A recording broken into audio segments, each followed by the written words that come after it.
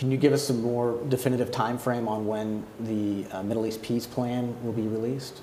Yeah, so we're going to wait till after Ramadan now. We were getting ready at the end of last year, and then obviously they called for Israeli elections. Prime Minister Netanyahu had a great victory, and he's in the middle of forming his coalition. Once that's done, we'll probably be in the middle of Ramadan, so we'll wait till after Ramadan, and then we'll put our plan out. And what I'll say about that is, you know, when my father-in-law asked me to work on this project, the Middle East peace process, I mean, it's about as tough of a problem set as you can get. And so we've taken, I think, an unconventional approach. We've studied, you know, all the different past efforts and how they failed and why they failed. And there's been some tremendous work done by the people who have worked on this before us. So we've tried to do it a little bit differently. Normally they start with a process and then hope that the process leads to a resolution for something they have been able to resolve for a long time. What we've done is the opposite. We've done very extensive research and a lot of talking to a lot of the people. We're not trying to impose our will. I think the document you'll see, which is a very detailed proposal, is something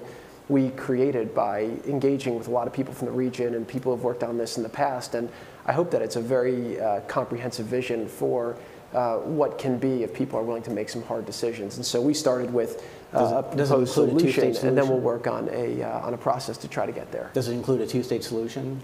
Yeah, so we have not said today. We're going to lay that out very clearly. I think that... Can you get Arab country support for your plan?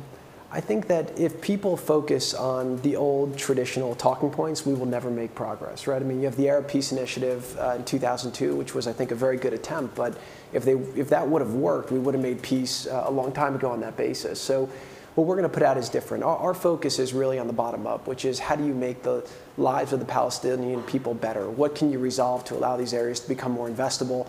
We deal with all the core status issues because you have to do it, but we've also built a robust business plan for the whole region. I think that the two together have the opportunity to push forward. And then from Israel's point of view, their biggest concern is just security. And I think that what we do is something that allows for Israel to maintain security, but there'll be tough compromises for both. You know, I had a business mentor who would say to me that when he'd have to take tough decisions, he'd make a T-chart, reasons to do something, reasons not to do something. And I hope that when they look at our proposal, I'm not saying they're going to look at it and say this is perfect and let's go forward.